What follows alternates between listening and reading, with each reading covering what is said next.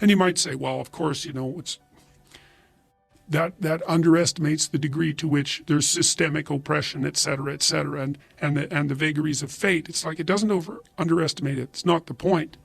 The point is your best strategic position is, how am I insufficient and how can I rectify that?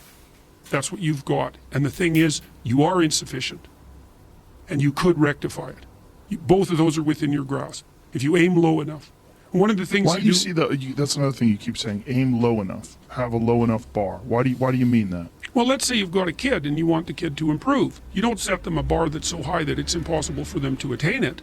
You take a look at the kid and you think, okay, this kid's got this range of skill. Here's a challenge we can throw at him or her that exceeds their current level of skill, but gives them a reasonable probability of success. And so, like I'm saying it tongue-in-cheek to some degree, it's like, but I'm doing it as an aid to humility. It's like, well, I don't know how to start improving my life. Someone might say that. And I would say, well, you're not aiming low enough.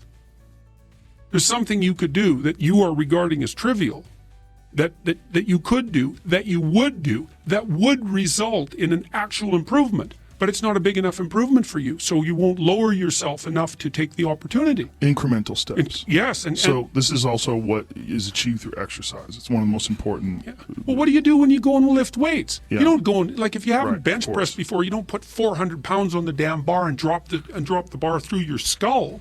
Right. You think, look, when I started working out when I was a kid, I was weighed about 130 pounds and I was 6'1". I was a thin kid and I smoked a lot. I wasn't in good shape. I wasn't in good physical shape. And I went to the gym and it was bloody embarrassing. People would come over and help me with the goddamn weights. Here's how you're supposed to use this. It was humiliating. And maybe I was pressing 65 pounds or something at that point. But what am I going to do? I'm going to lift up 150 pounds and injure myself right off the bat? No, I had to go in there and strip down and put my skinny goddamn self in front of the mirror and think, son of a bitch, there's all these monsters in the gym who've been lifting weights for 10 years and I'm struggling to get 50 pounds off the bar. Tough luck for me. But I could lift 50 pounds. And it wasn't very long until I could lift 75. And, well, you know how it goes. And I never injured myself when I was weightlifting.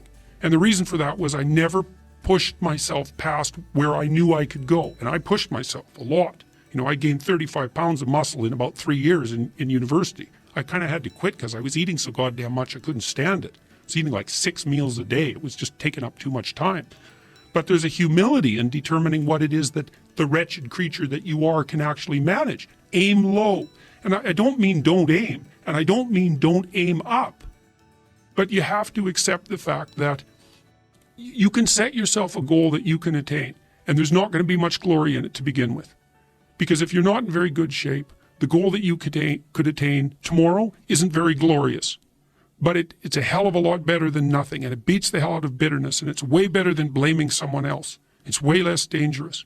And you could do it. And what's cool about it, there's a statement in the New Testament.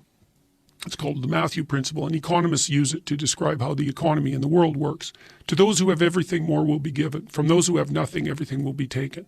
It's like what's very pessimistic in some sense, because it means that as you start to fail, you fail more and more rapidly. But it also means that as you start to succeed, you succeed more and more rapidly.